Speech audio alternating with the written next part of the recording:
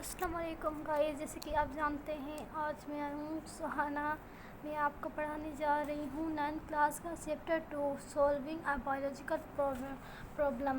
तो फिर हम इसमें जानेंगे कि कैसे सॉल्व करेंगे बायोलॉजिकल के यानी साइंटिफिक प्रॉब्लम्स को सॉल्व।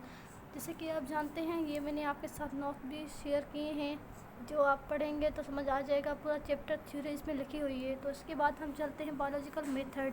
तो एज यू नो, पहले नोट्स की तरफ चलते हैं, फिर आपको समझ आ जाएगा पूरा का पूरा ये क्या होता है। सॉल्विंग बायोलॉजिकल प्रॉब्लम्स का मतलब होता है कि डिजीज़, मतलब कि डिजीज़ जो भी है उनको सॉल्व करें कैसे। मतलब बायोलॉजिकल मेथड जो होते हैं वो साइंटिफिक मेथड होते हैं। साइंटिफिक मेथड को ही बायोलॉजिकल मेथड कहा जाता है। Collecting data about it through observation, experiment, hypothetical answer about living things.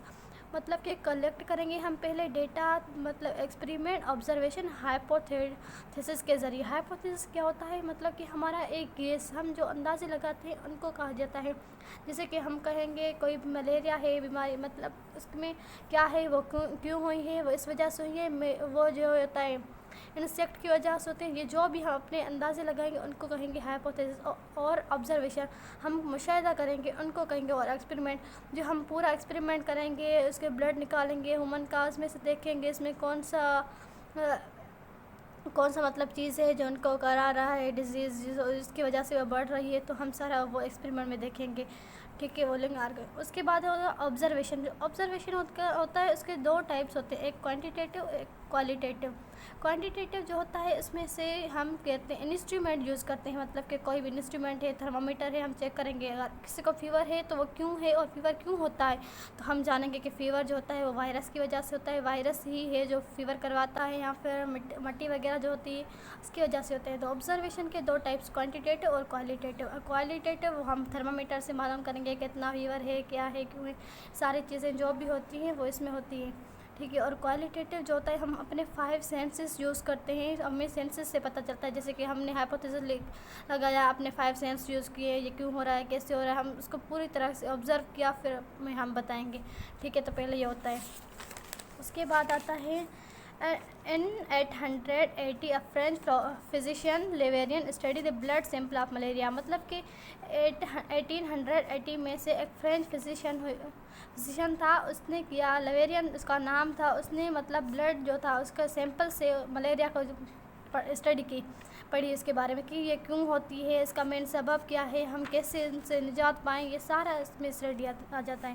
उसके बाद है hypothesis. Hypothesis is a key component of scientific process. It is a defined as intelligent guess। ये होता है इंटेलिजेंट गेस कि हम अपने अकल से हम उसको जानते हैं। उसके बाद आता है प्लाज्मोडियम। प्लाज्मोडियम क्या होता है, वो जो हमारे मलेरिया के पेशेंट हैं, हमें एक चीज़ मिली थी जो कॉमन थी सब में, जो भी मलेरिया के पेशेंट थे उसमें थी, तो वो प्लाज्मोडियम है। प्लाज्मोडियम हमने साइंटिस्ट ने उनको स्टडी की, कहा कि ये क्यों है, या फिर और लोगों में भी ये मौजूद है, या फिर जस्ट उनमें तो हमने जो पढ़ा उनमें से ये साबित हुआ कि ये प्लाज्मोडियम उसमें ही शामिल है जो मलेरिया के पेशेंट है।